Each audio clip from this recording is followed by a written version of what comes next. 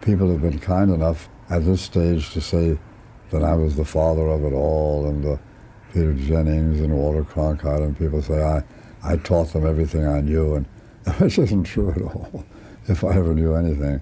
But they're kind of nice enough to say those things.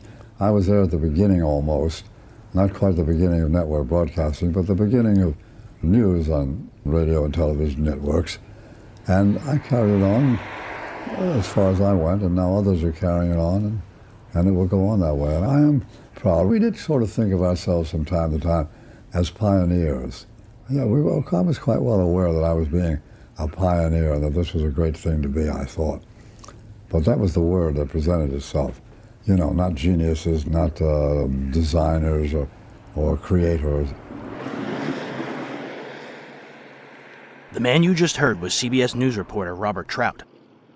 Born in Wake County, North Carolina on October 15, 1909, he grew up in Washington, D.C., entering broadcasting in 1931 as an announcer at WJSV. It was an independent station in Alexandria, Virginia, until the summer of 1932 when it was acquired by CBS, bringing Trout into the young network. He soon became an invaluable member of William S. Paley's team, and was the first person to publicly refer to FDR's radio programs as Fireside Chats. After the March 4th inauguration, the banks were closed. The country seemed to be in a rather bad way. Lots and lots of people were terribly depressed. Everybody was worried. People were questioning. Nobody knew what was going to happen. It was really a rather touchy time. And the president announced that he was going to make a talk from the White House to explain just what was going on and why the banks were closed and why nobody could cash a check and why, even if you had a job, you probably didn't have any money to eat on. The White House just said that there was to be a talk by the president. So at the CBS Washington offices, we prepared 2 introductions for me to use to put the president on the air. The man who actually thought of the phrase Fireside Chat was Harry Butcher, who at that time was the director and the general manager of CBS's Washington station. It was his idea that this would be just the kind of folksy touch that might do for the introduction for the president. And the whole little introduction was about the president is going to talk to you just as if he had come into your home and sat down beside the fireplace in your living room and gave a sort of fireside chat. It was that kind of introduction. So we sent both introductions over to the White House for the president to choose, and a little while later, Marvin McIntyre, the president's secretary, telephoned Harry Butcher and said, "Oh, the president likes that folksy one," and so I used it.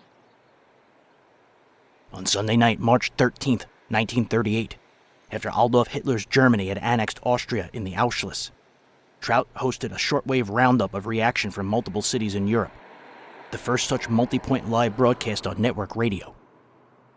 Years later, journalist Ned Calmer remembered that moment. To cover that story, CBS put together the first World News Roundup, which I later anchored in New York, with hastily hired correspondents in London, Paris, Berlin, Rome, and Washington.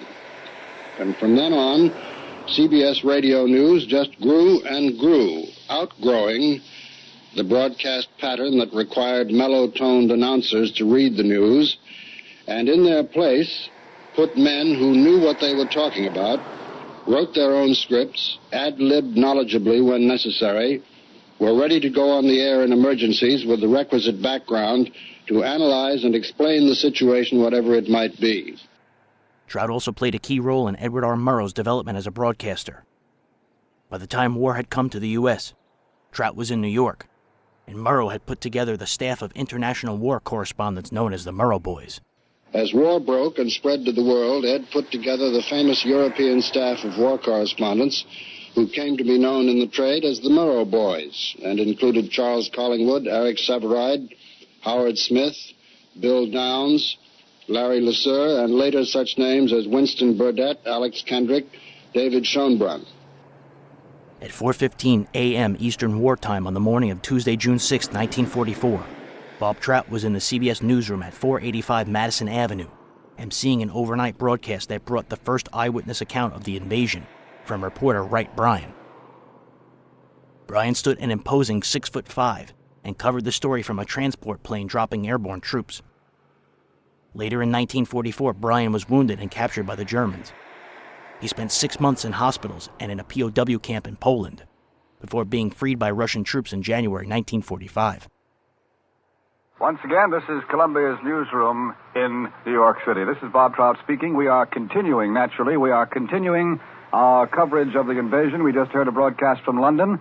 I must tell you now that we are to pause for a 15-second station identification break, but this is warning to all our stations on the network that we are going to pause only for 15 seconds, and after that we are going to have another broadcast from overseas. This is CBS, the Columbia Broadcasting System. This broadcast took listeners up to 5 a.m. Eastern Wartime. Along with Wright Bryan, it featured analysis from George Fielding Eliot, commentary by Quentin Reynolds, and reports from John W. Vandercook and James Willard.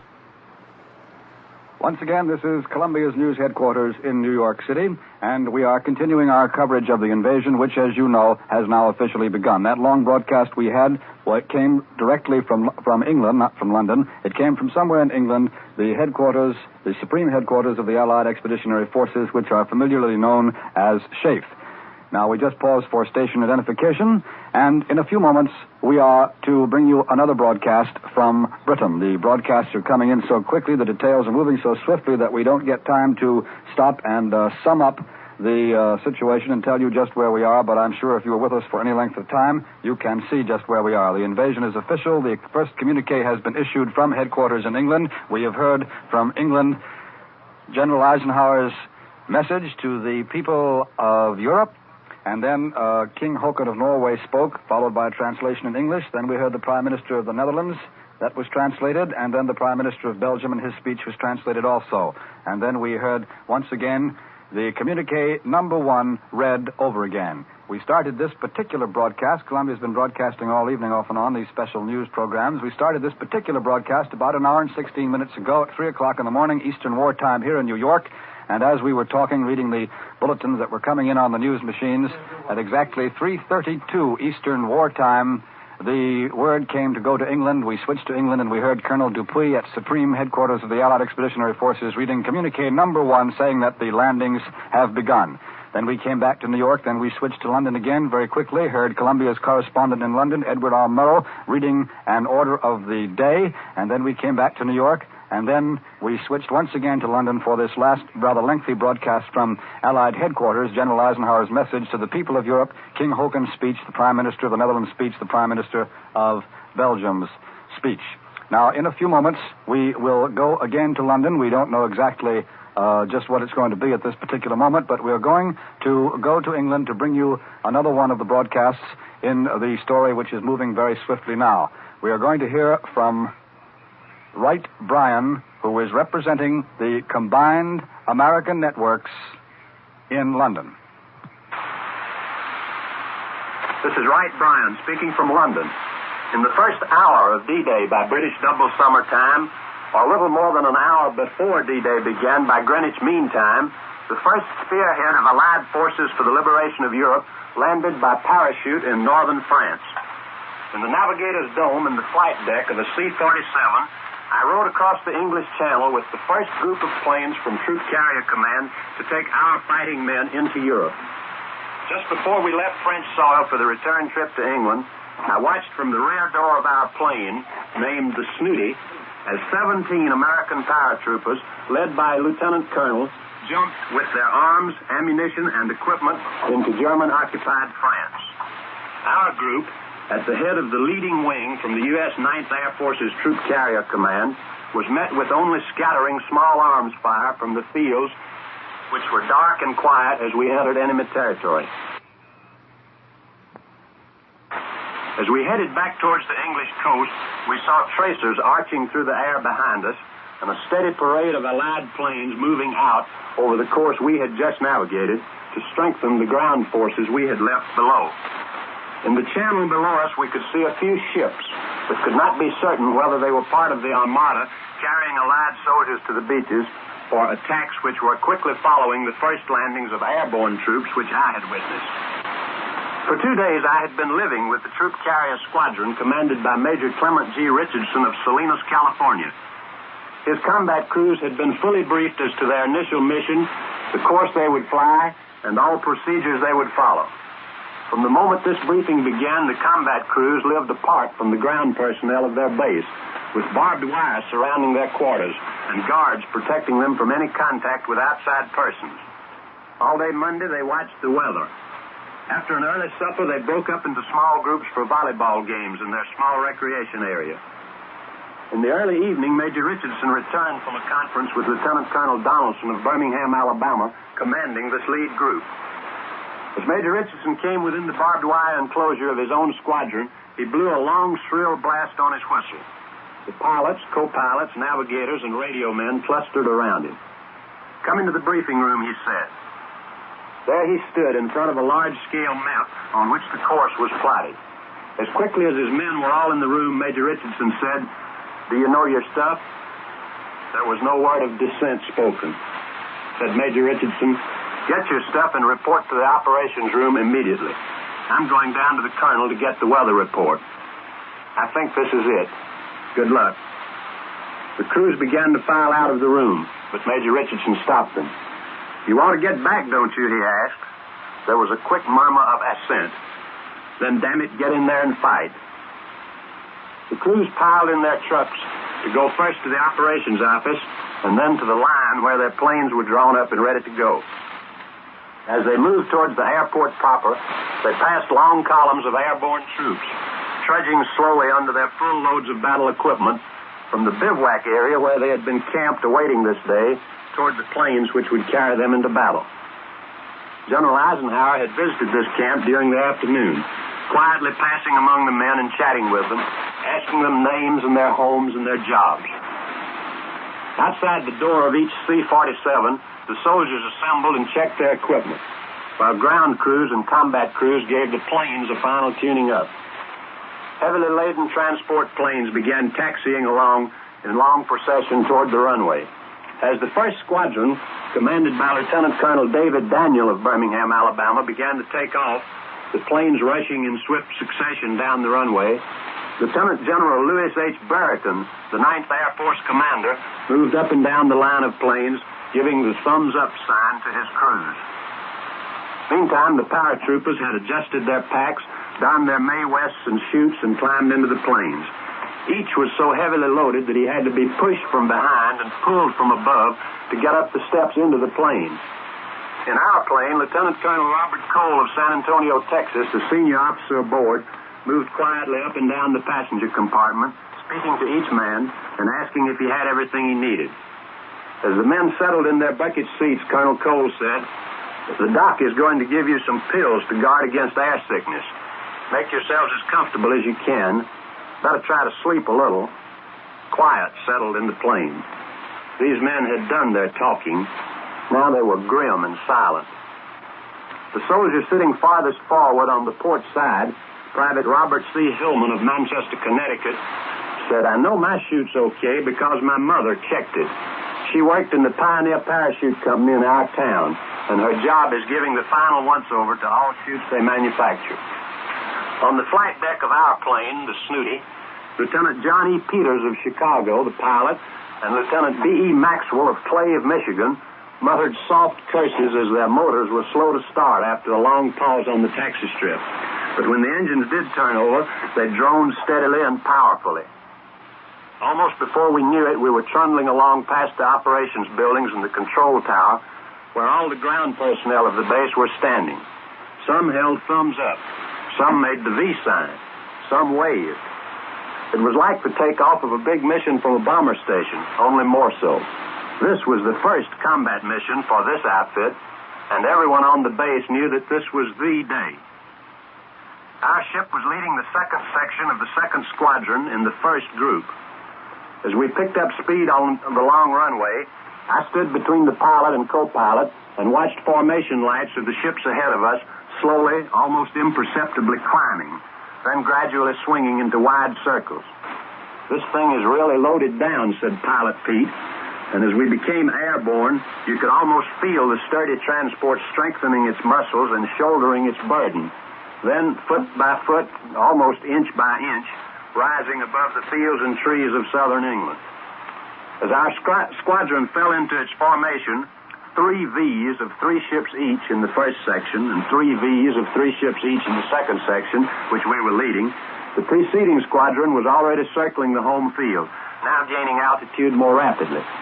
Other squadrons followed us. Soon the entire group was in the air. All about us and below us was such a glimmering fabric of lights as I had not seen in the 8 months I had been in blacked-out England. 4 times we circled the field, its runways and perimeter outlined in sparkling white lights. Through the sky, formation lights of the planes strung out almost to the limit of vision, looking for all the world like holiday decorations stretching down the length of any American main street. As the long procession straightened out on its pre-established course toward the shore of the English Channel, signal lights blinked and navigators checked their speed and direction with the pilots and began their continuous plotting of position.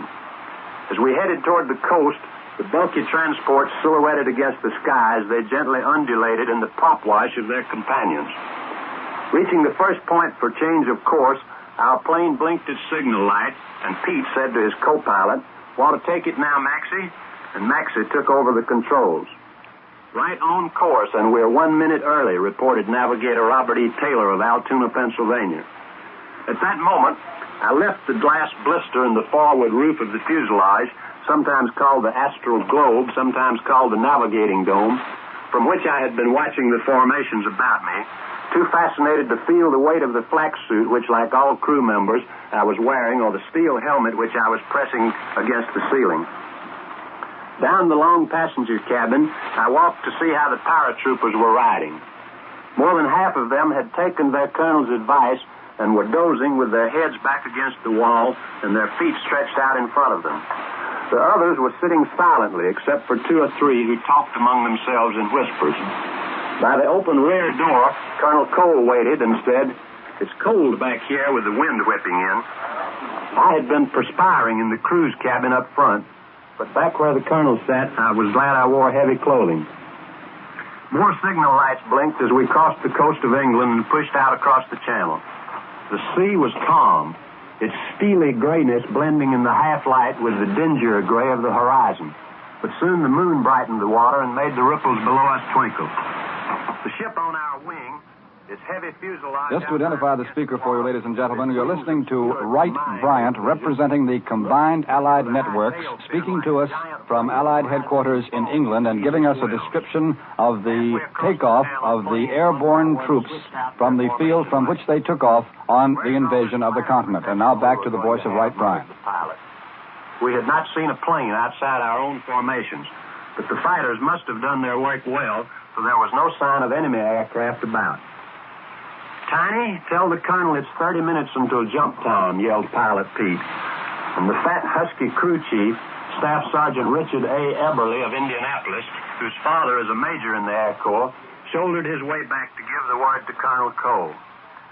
And then, turning my eyes from the occasional lights and flares which glowed on the Channel Islands, I looked straight ahead and caught my first glimpse of the coast of France.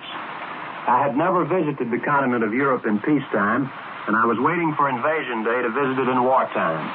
The pilot and the co-pilot, too, were seeing this coast for the first time.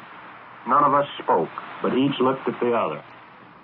Momentarily, we interrupt this description of Wright Bryant being broadcast from the British Isles to give you this bulletin that's come in on the International News Service here in New York. It says, at 4:10 a.m. Eastern Wartime today, German broadcasts reported fighting between German and Allied troops 10 miles inland from the coast of Normandy. DNB said that Allied troops had been reinforced at the mouth of the Seine at dawn. You must remember that this is a German broadcast which is reported by INS, but it is the first word of any fighting inland at all, and this German broadcast says 10 miles inland. And now we return to the description of Wright Bryant speaking from Supreme Headquarters in England. Parachute. The small fields looked peaceful with their orderly hedgerows. It almost seemed you could see the furrows. Now the paratroopers were on their feet, each adjusting his packs and snapping his ripcord over the static line, a cable which ran along the center of the cabin ceiling so that each chute would open automatically as its wearer jumped through the door. "You all set?" asked the colonel. "Get this thing hooked for me," he said, as he took his own place closest to the door. The jump lights, a small bank of signal lamps, were gleaming beside the door. They blinked as the pilot threw his switch, and before I could look up, they began jumping. I wanted to know how long it would take for 18 men to jump. I tried to count 101, 102, 103 to estimate the number of seconds. Before I had counted to 10 seconds, it may have been 11 or 12, but no more, our passengers had left us, all but one of them. The paratroopers shoved each other so swiftly and heavily towards the open door that they jolted against the door frame. One man among the last half dozen hit the rear of the door so heavily that he was thrown into the back of the cabin and dazed. The men behind shoved him aside and went on jumping. Before the unhappy soldier could get to his feet, our plane was well past the drop zone, and in a matter of minutes it was back over the water and setting a course for home. It was too late, and that soldier had to return with us. He was unconsolable. He thought his comrades might think him yellow. The plane crew assured him that they would think no such thing, but he sat moody and glum all the way back and appealed for lonely instructions when he returned. As soon as I had watched the jumps from the rear door, I ran back to the front of the ship and looked straight back from the glass dome. Tiny streams of tracer bullets were curving upward from the ground, but they were well behind us. One of the pilots in our squadron had unwittingly left on his formation lights, and the tracers came closest to his wingtips. But we saw nothing that looked like heavy ack-ack except in the far distance. Our course had been well plotted and navigated to avoid the known German batteries.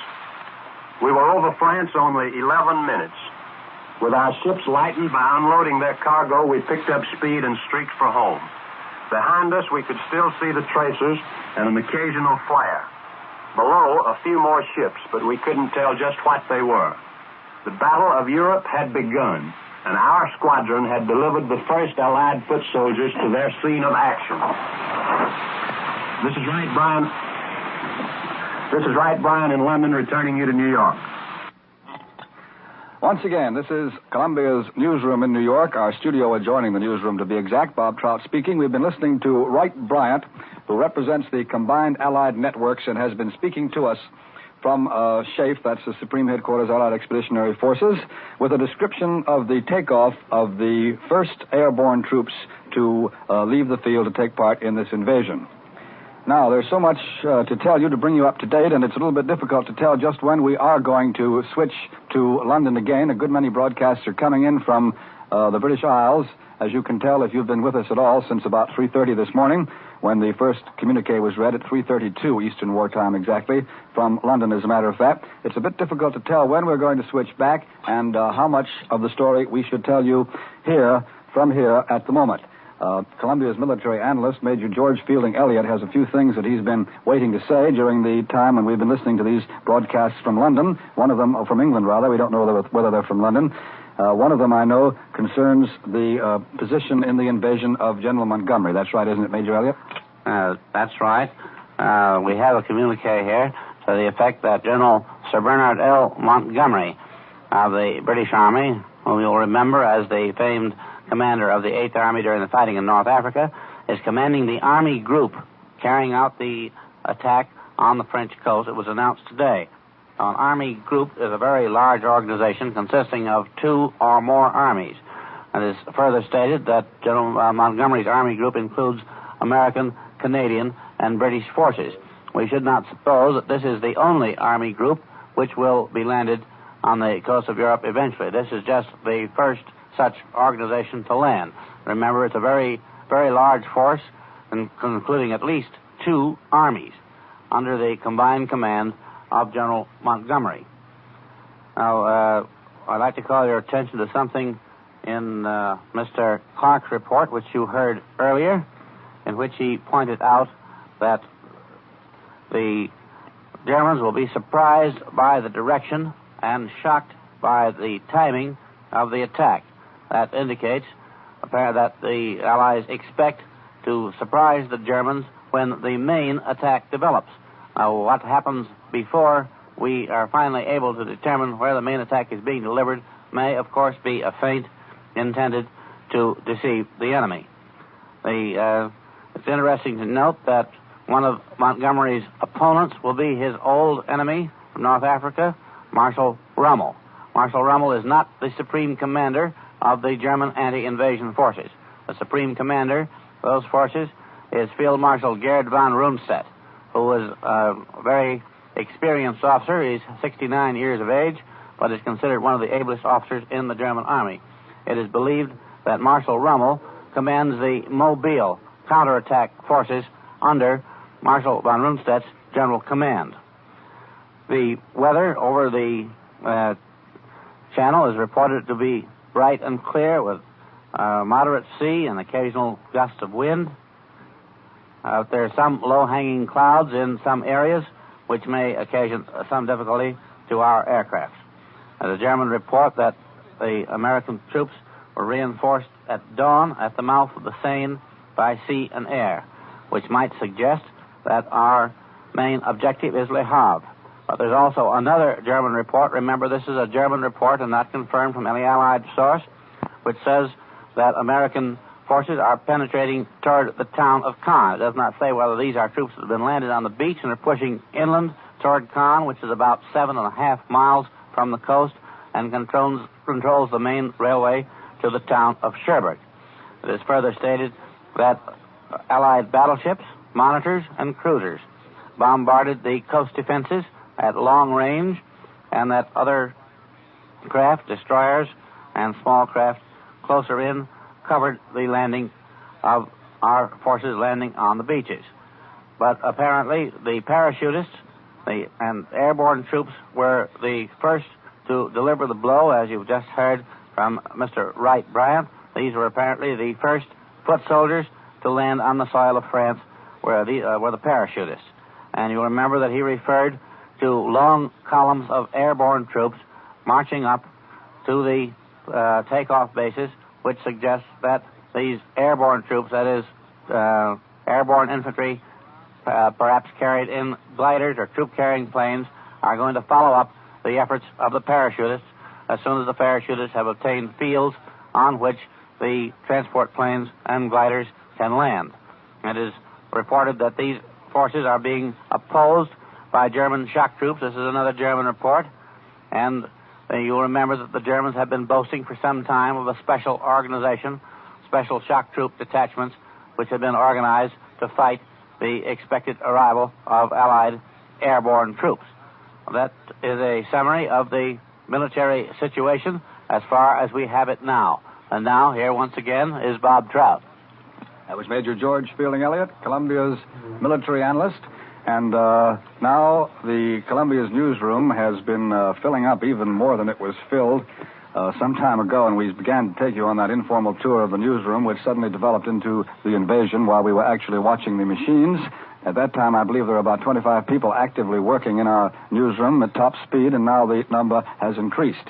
Among other arrivals who's been here for the last hour or two is Columbia's war correspondent, Quentin Reynolds, whom you've all heard many times. He saw the invasion at Salerno. He saw the invasion at Sicily. That's a little backward chronologically. I should say he saw the invasion of Sicily, the invasion of Salerno, and he was at the maneuver, the landing at Dieppe, which is near the present fighting as far as we can tell. And now here is Quentin Reynolds. The words of the communique announcing the landings were brief and cold and factual. We don't know how many men landed on enemy territory as yet. We don't know how many places they landed. We don't know whether their trip across the water was a hard one, constantly hampered by German aircraft. We only know that last night one man said 2 words. Eisenhower said, "Let's go," and the invasion was on.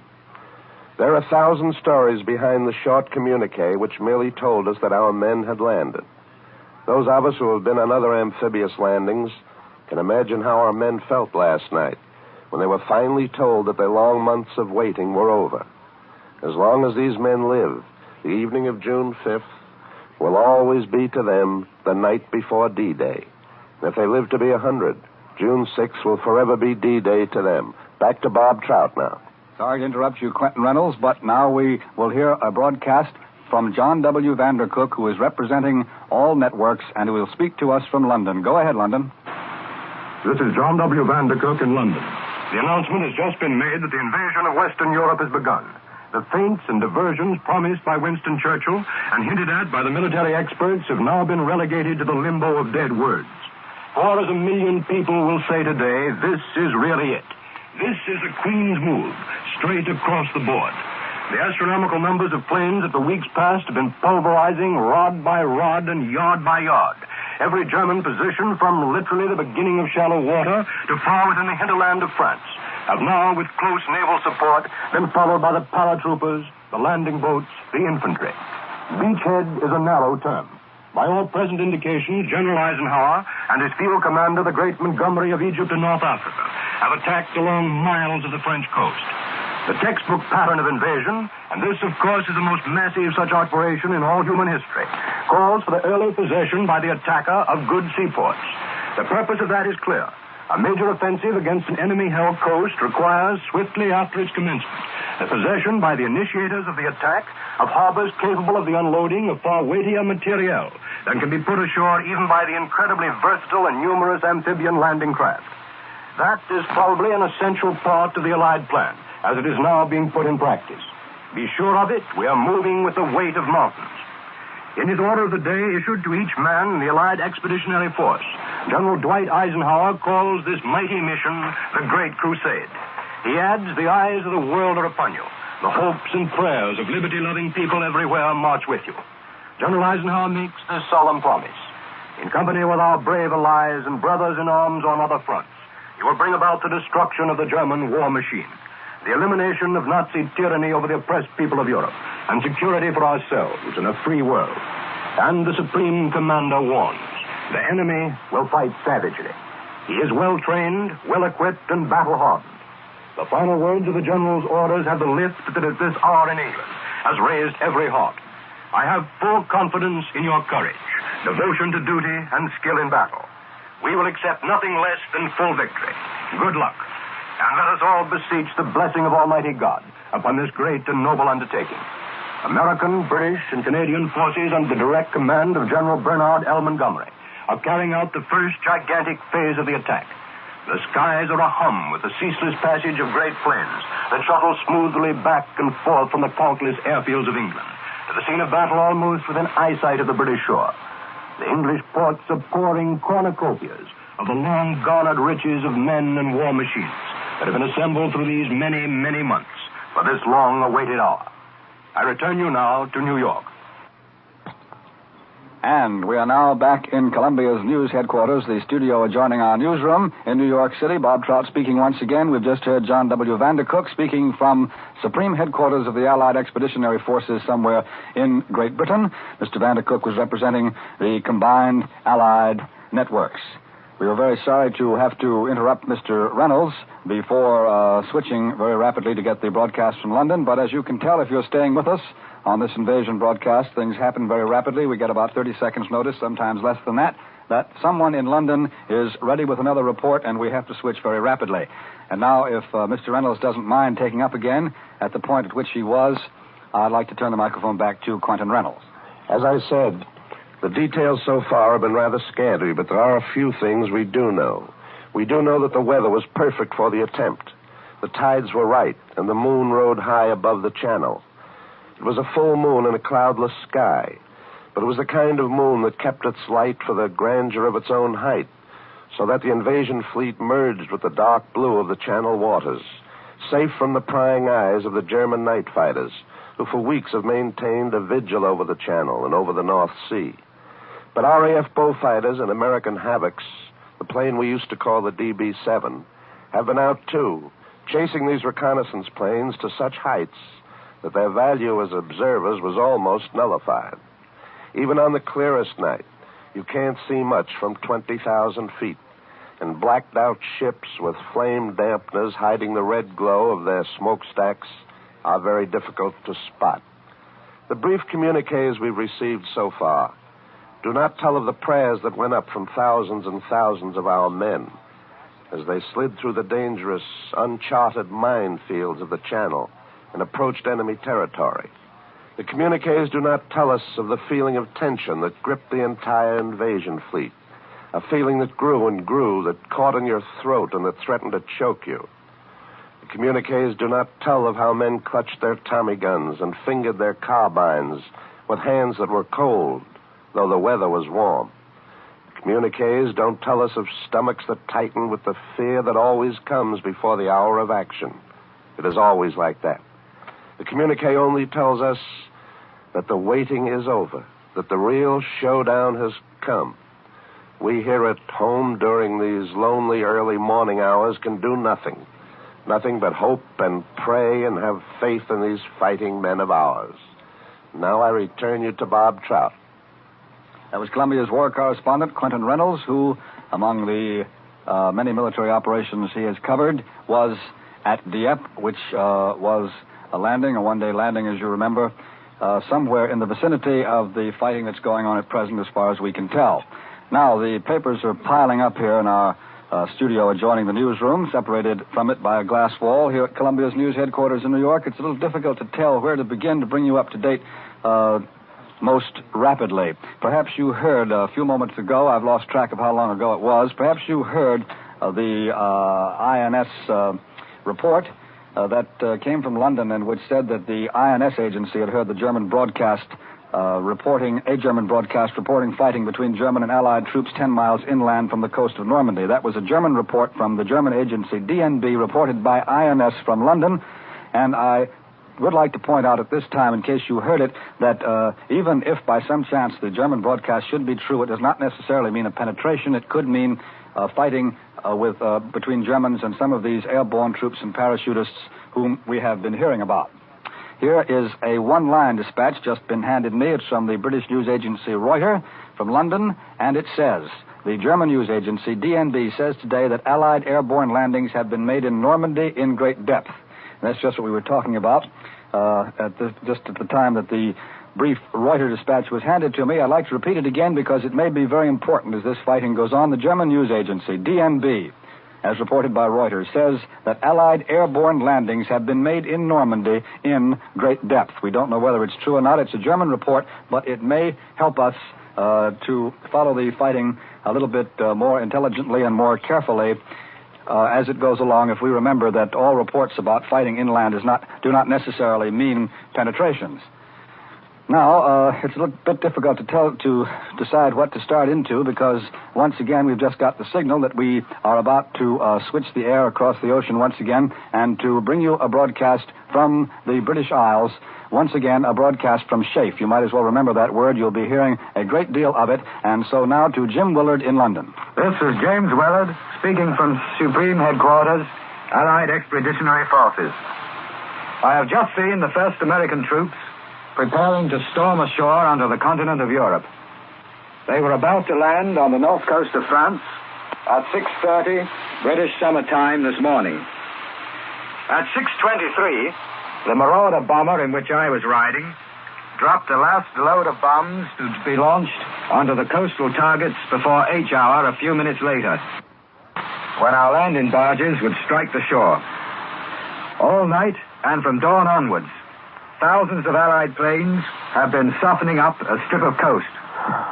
Already, several thousand paratroopers are waiting further inland to join forces with the landing parties. These airborne troops were flown in last night. I could see evidence of the landings in a number of parachutes lying in the little fields.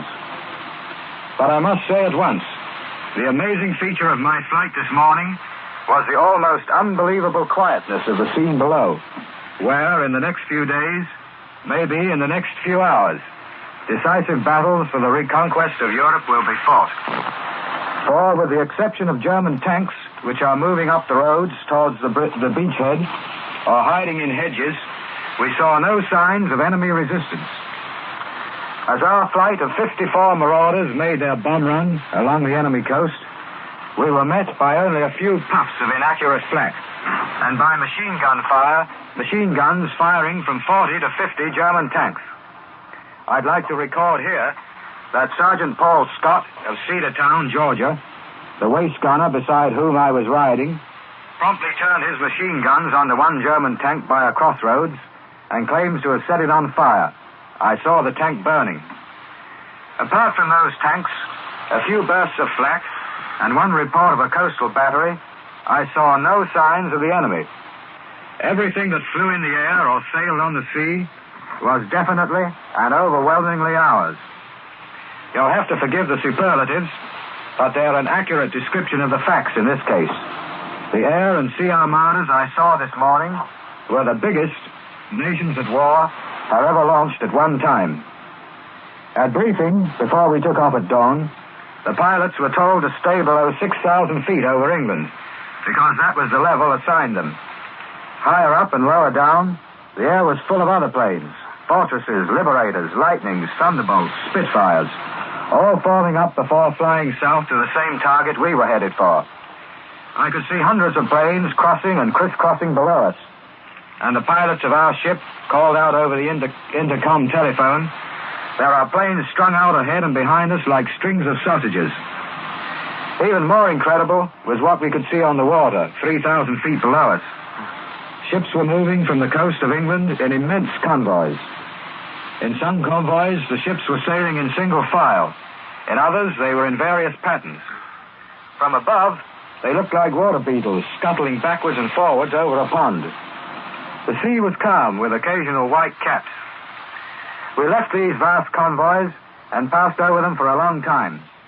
There were literally ships as far as the eye could reach, and it can reach a long way from 5,000 feet up. We crossed enemy territory at 6:18 and began our bomb run down the coast. Off to our left, it was the north, I could see the dim shapes of ships, some of them close to shore. There were warships among them. The country 3,000 feet below us was flat and marshy. Further inland, it was crisscrossed with neat green and brown fields, all divided by low hedges. Farms, roads, hamlets, and enemy tanks were all plain to the naked eye. As the weather was clear, the sun was shining on Brittany, and visibility was good. Then things began to happen fast. First, our 18 250-pound bombs were away. I watched these and the other bombs cascading down from our formation. When they hit the earth, they seemed to draw out plumes of dirty, oily yellow smoke, which grew and joined together until the whole invasion strip of coast was covered in a great pall of smoke. Through this, I could see the flashes of our naval guns. There was no answering fire from coastal batteries. From the amount of high explosive we were pouring on that strip of land down there, it seemed impossible for anything, however small and however deeply hidden, to survive. From time to time, word would come over the intercom phones to keep an eye out on some plane at 2 o'clock or 9 o'clock, which is an air crew's way of giving compass bearings. But though our gunners trained their guns several times, not a single enemy fighter or plane of any kind was sighted. In fact, the only time our guns were fired was when the boys cut loose at those German tanks. It was the same all the way out and all the way back to England. Apart from machine gun fire from the German tanks moving up to counterattack our forces as they landed, our flight was as peaceful as a sky ride between New York and Chicago. This is James Wellard in London. I return you now to the United States. Columbia's newsroom in New York City once again. Bob Trout speaking. In the studio adjoining our newsroom itself and the room in which all the machines are and which I have been walking about from time to time during the evening with this portable microphone and the long cable reading the news machines for you and letting you know what the latest dispatches say as they come in. Now glancing through the glass window out through the newsroom and across it out through the windows, I can see that the first signs of dawn are just beginning to come over New York City. If you'll pardon just a few words of reminiscence, it looks exactly like the morning in which we sat here at this very table and looked out those windows, saw the dawn coming up as Mr. Chamberlain was telling us that the war had begun. Hostilities had commenced, I believe he said, if my memory serves me correctly. Well, we're filling in here for just a few minutes in New York in the newsroom. In between broadcasts from Great Britain, that's what it amounts to. We didn't exactly realize what was going to happen when the invasion was actually announced, which happened at 3:30, about an hour and a half ago, Eastern War Time, that is New York time. And at that time, we'd been giving you the story as it was coming in on the machines here in New York. Since it was announced that these German reports turned out to be true, as a matter of fact, that is, the invasion had begun, since the communique came, we've been switching to Great Britain so often that we haven't had much chance to bring you up to date here in New York. But once again, we'll try. As a matter of fact, just as we were interrupted to switch to London very quickly the last time, I was about to tell you once again that SHAEF, the word which you'll hear so often as this military operation progresses, SHAEF, S-H-A-E-F, means Supreme Headquarters Allied Expeditionary Forces. In case you missed the first two official documents announcing the beginning of the Allied invasion in France, the one-sentence communique, number 1, said, quote, under the command of General Eisenhower, Allied naval forces, supported by strong air forces, began landing Allied armies this morning on the northern coast of France. That was the text of communique number 1. It was read from SHAEF headquarters, from SHAEF in Great Britain, by Colonel Dupuy at exactly 32 minutes past 3 o'clock in the morning, New York time. We were standing out in the newsroom with this portable microphone, reading to you the dispatches that were coming in on the news machines, dealing with all those rumors coming from the German radio stations about invasion, when we suddenly got the word to switch to London, and Colonel Dupuy read communique number 1. Then moments later, it was announced that Great Britain's General Sir Bernard Montgomery was in charge of the assault. Of course, the locations of the landings have not been announced. To the moment, these are the only official details which have been released. We've been hearing descriptions from correspondents in the various broadcasts that we have had from Great Britain, and of course there have been other official statements made, although they're not details of the fighting. We heard the order of the day read from Great Britain by Columbia's correspondent Edward R. Murrow, the order of the day issued by General Eisenhower to his troops. And then we switched back to London again a bit later to hear General Eisenhower himself speaking in person, giving his message to the people of Europe. This was followed rapidly by a talk by King Haakon of Norway, speaking in Norwegian, translated into English, and then a talk by the Prime Minister of the Netherlands, Dr. Gerbrandy. He spoke in Dutch, and his talk was translated into English, and then a talk by the Prime Minister of Belgium, and he spoke in French, and his talk was translated into English also. And then from time to time, we came back here to New York, and then just as we started to tell you as much as possible a summary of what had been going on, we got the word to switch back to England again. We've heard several descriptions of military operations. You perhaps remember them as well as I do if you have been staying with us on this broadcast.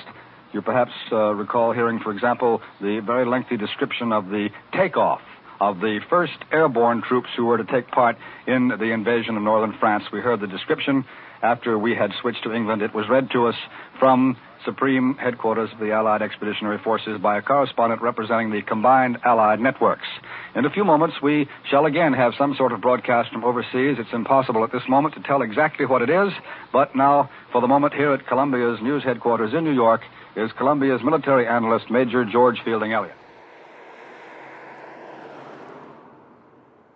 At 5 a.m. over CBS, Major George Fielding Eliot gave an analysis of the known information.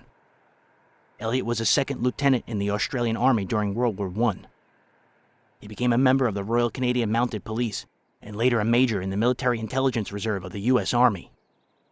He wrote 15 books on military and political matters and was a longtime staff writer for the New York Herald Tribune. I'd like to analyze for you some of the statements that you just heard from Mr. Willard, who was describing his observation of the first landings in France. You will note that he said that the first landings took place at 6:40 a.m. English summer time. The sun at this time of year rises about 6:30 a.m. English summer time, so that means that the landings were made immediately after sunrise. You'll notice that Mr. Willard said that German tanks moving up the roads toward the beaches could be plainly seen and were under attack by our aircraft.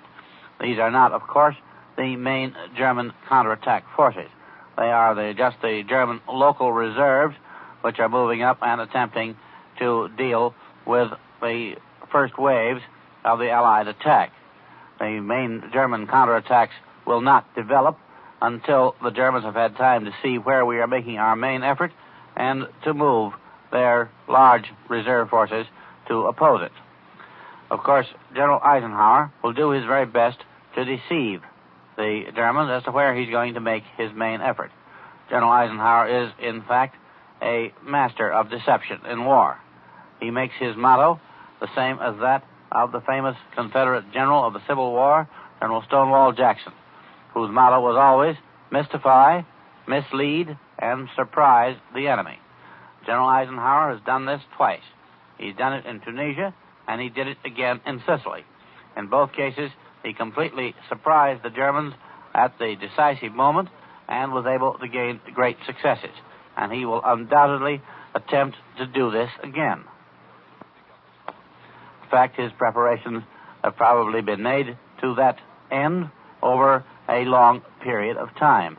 And many of the attacks that have been carried out, feints and air attacks, and the movements of troops inside England, the assembling of ships in various ports, and all the curious rumors that have been coming to us over the German radio are the result of these attempts of General Eisenhower to deceive the enemy. Of course, for many months, our planes have been pounding at enemy fortifications and gun installations along the invasion coast. And they've also been hammering away at the rail networks behind the coasts, by which the enemy troops must move up to oppose our landings. And we can be sure that these attacks have been intensified and concentrated in the final moment of just preceding the assault. In fact, we know that this is so because we have had reliable reports of to that effect. And we can also be sure that our warships, including some ships adapted for just this particular kind of work, have been hurling the most effective kinds of high explosives into the Nazi defenses. One report that we've heard is that not only battleships and cruisers, but monitors have been engaged in this operation. And the Monitor is a low-lying, heavily armored ship of shallow draft, which is particularly adapted for the bombardment of coastal fortifications. She offers a very poor target because of her low freeboard, but she carries heavy guns, well protected by armor, which make her a particularly formidable foe to the coastal battery. Once our first waves of troops are ashore, their first task is to clear the enemy out of an area large enough for our second operation, the holding and expansion of the beachhead. That means the first waves must push inland and seize covering positions so that the landing places can be secure, first of all, from enemy small arms fire, that is, the fire of rifles, machine guns, and light mortars.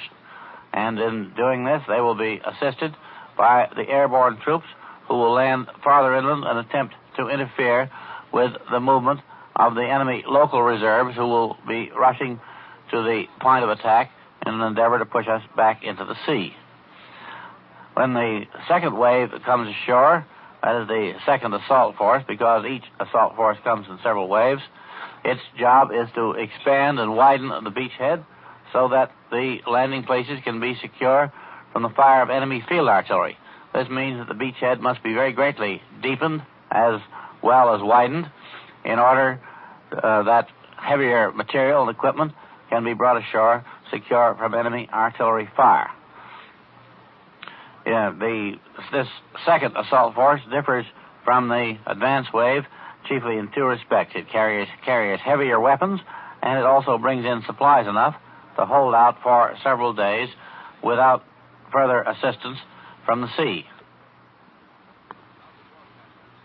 These weapons include field artillery of the light and medium types, and also a great many anti-aircraft guns, because defense against enemy air attack is one of the first considerations in making a landing. And while we know that the Luftwaffe has been very greatly reduced in its effectiveness during the past few months, there's every reason to suppose that the Germans are keeping a reserve of aircraft ready for the emergency which now confronts them.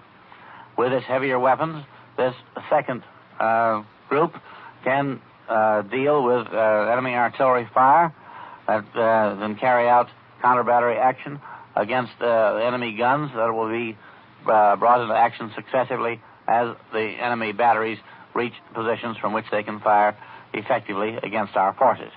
And it must push forward, if possible, to wipe out enemy resistance and to clear the area farther inland from the original point of landing so that more troops and more supplies can be brought in. Of course, you all remember the history of the Anzio Nettuno beachhead in Italy.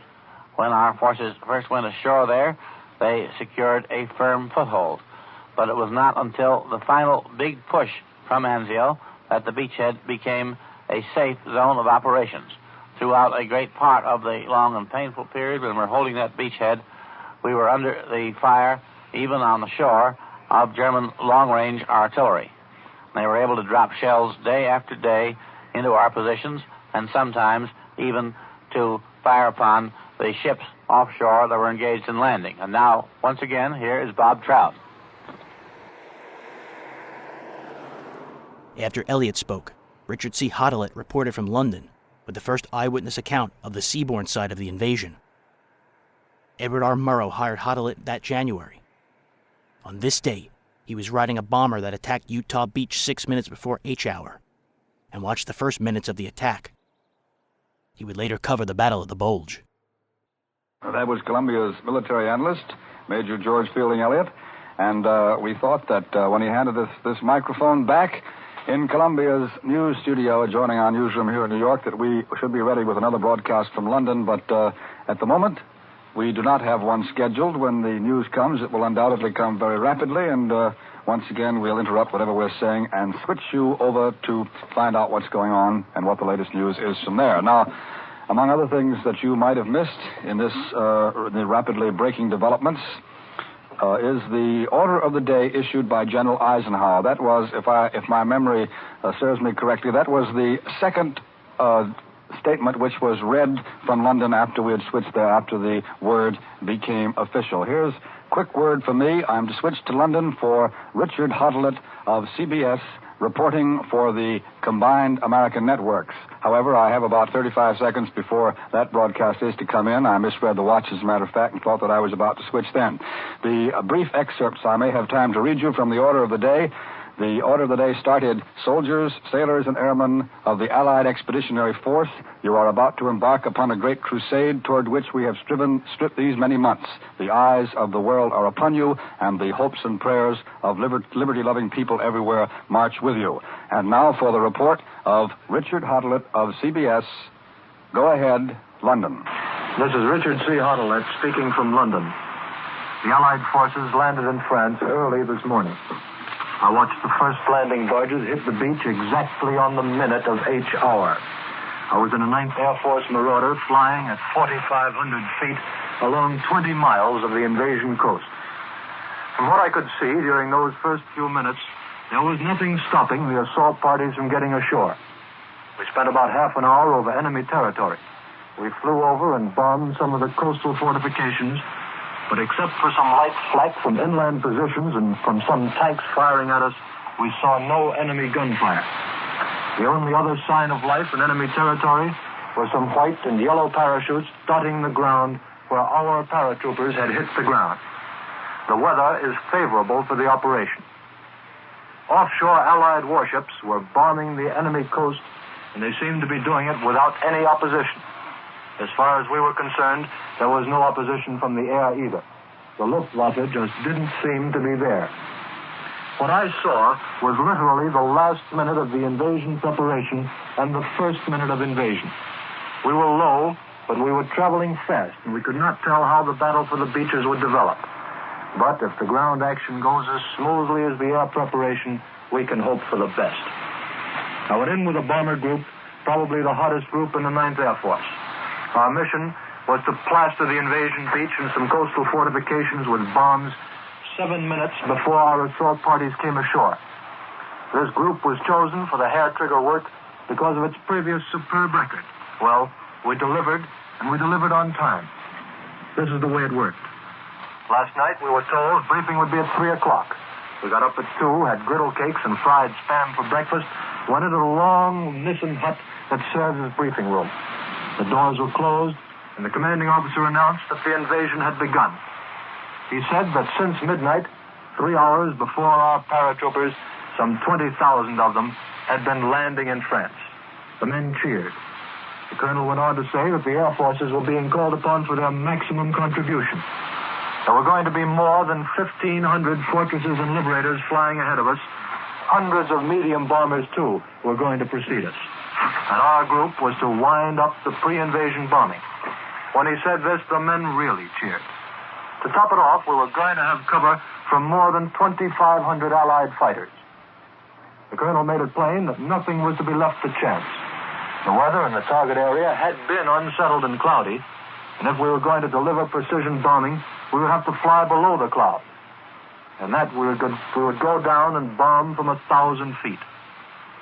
When he said that, not a man blinked an eye, despite the fact that such a low altitude counts as suicide with the marauders. It was still dark when we took off and raining. But one by one, those marauders roared down the runway and took off. An hour and a half later, we were out over the English Channel. First, we couldn't see anything except a few stray vessels. Great care had been taken to keep our ships from firing at their own planes. Every single bomber and fighter had been painted overnight with special markings on wings and fuselage. And the direction we were to fly, the way we were to turn if we got into trouble, and the recognition signals we were to give had all been very carefully worked out. Even so, when we passed over the first few barges, we had the uncomfortable feeling that we were being shot at. It didn't last long. We were out and away in a matter of minutes. By this time, it was getting on, and the sun was painting the sky a bright orange color on our left. Below us, the English Channel was a fine, deep blue. There were a few whitecaps, but we got the impression that it wasn't very rough down below. About 5 miles off the French coast, we saw a plane in a steep dive laying a smoke screen. Just about the same minute, the pilot said he saw fires on the shore. I looked as hard as I could, and there, down to the left, were some naval vessels. They looked like cruisers, firing broadsides onto the shore. Their guns belched flame and smoke. Once I saw a fountain of water not far from one of them, which may have been a shot from the shore or a depth charge. Near the cruisers were dozens of landing craft of all kinds, hardly visible in the early morning haze. All this while, we saw medium bombers and fighters crisscrossing on the way to the target without a sign of a German plane.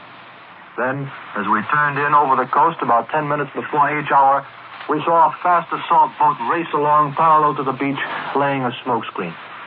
From the way the screen lay, smooth and even, it looked as if there were no wind. We opened our bomb bay doors. Light flak began to come up after us, little balls of fire off to our right and to our left. Some heavy flak off to our left, not near at all, firing only sporadically. The flights ahead of us dropped their bombs. The guns on the ships offshore resumed fire. The bombs and the shells burst together on the target. There were sheets of flame down below, then rolling balls of brown and black smoke. 4,500 feet up, our plane was rocked by the concussion. We got the stench of the explosives. We dropped our bombs as scheduled. And just then we saw, down below on our left, dozens and scores of white streaks as the assault boats raced over the blue water to the beach, leaving their white wakes stretched out behind them. As we turned away from the target, we saw the boats hit the beach. Then we took evasive action, and I couldn't see any more. Down below, except for some more sporadic flak, it was a dead country, no sign of life. No vehicles on roads, no troop movements. And all the way in, we saw our marauders weaving in and out in perfect formation above us, below us, and around us on all sides. We didn't see a single one of our planes in distress. The mission wasn't the way we had figured it. We had expected to see German fortifications give back blow for blow with our ships. There was no sign of it. We had expected to see the Luftwaffe out in its full remaining strength to try to stop our planes, or at least strike a blow against our landing craft. We didn't see either. We had expected to find enemy territory full of anti-aircraft and alive with reserves moving into threatened areas. We didn't see that. The circumstances of our flight, the fact that we got there simultaneously with the invading troops and left in a minute, make it impossible to draw any far-reaching conclusions on how the battle is going. But one thing we can say already. and that is that our air supremacy over the coastal invasion zone today is not seriously challenged.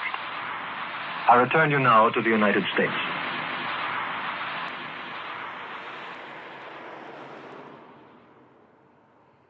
At 7 a.m. French time, the Allies began deploying amphibious tanks on the beaches of Normandy to support ground troops and sweep for defensive mines. American troops faced heavy machine gun fire at Omaha Beach, the most heavily fortified landing point of the invasion. Roughly 2,500 U.S. soldiers were killed in the bloodiest fight of the day. This fighting took the timeline to Eisenhower's official announcement at 3:32 Eastern Wartime.